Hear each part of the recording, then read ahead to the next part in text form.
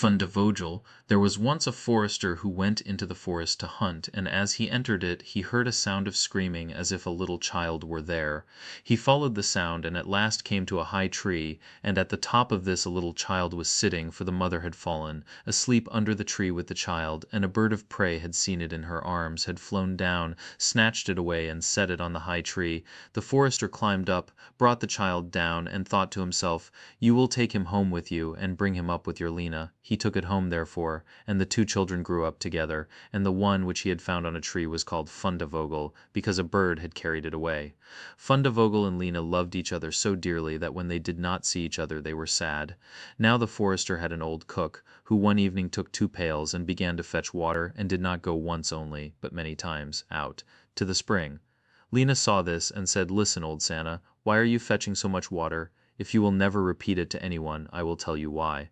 So Lena said no, she would never repeat it to anyone, and then the cook said, "Early tomorrow morning, when the forester is out hunting, I will heat the water, and when it is boiling in the kettle, I will throw in Fundevogel, and will boil him in it." Early next morning the forester got up and went out hunting, and when he was gone the children were still in bed. Then Lena said to Fundevogel, "If you will never leave me, I too will never leave you." Fundevogel said, "Neither now nor ever will I leave you." Then said Lena, "Then will I tell you.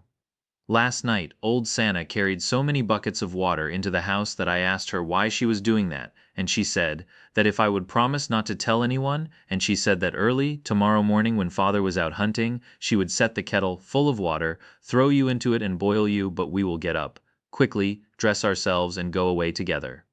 The two children therefore got up, dressed themselves quickly, and went away. When the water in the kettle was boiling, the cook went into the bedroom to fetch Fundevogel and throw him into it. But when she came in, and went to the beds, both the children were gone. Then she was terribly alarmed, and she said to herself, "What shall I say now when the forester comes home and sees that the children are gone? They must be followed instantly to get them back again." Then the cook sent 3 servants after them, who were to run and overtake the children. The children, however, were sitting outside the forest, and when they saw from afar the 3 servants running, Lena said to Fundevogel, "Never leave me, and I will never leave you." Fundevogel said, "Neither now nor ever." Then said Lena, "Do you become a rose tree, and I the rose upon it." When the 3 servants came to the forest, nothing was there but a rose tree and 1 rose on it, but the children were nowhere. Then said they, "There is nothing to be done here," and they went home and told the cook that they had seen nothing in the forest but a little rose bush with 1 rose on it. Then the old cook scolded and said, "You simpletons, you should have cut the rose bush in 2, and have broken off the rose and brought it home with you. Go and do it at once." They had therefore to go out and look for the second time. The children, however, saw them coming from a distance. Then Lena said, "Fundevogel, never leave me, and I will never leave you." Fundevogel said, "Neither now nor ever." Said Lena, "Then do you become a church, and I'll be the chandelier in it." So when the 3 servants came, nothing was there but a church with a chandelier in it. They said therefore to each other, "What can we do here? Let us go home."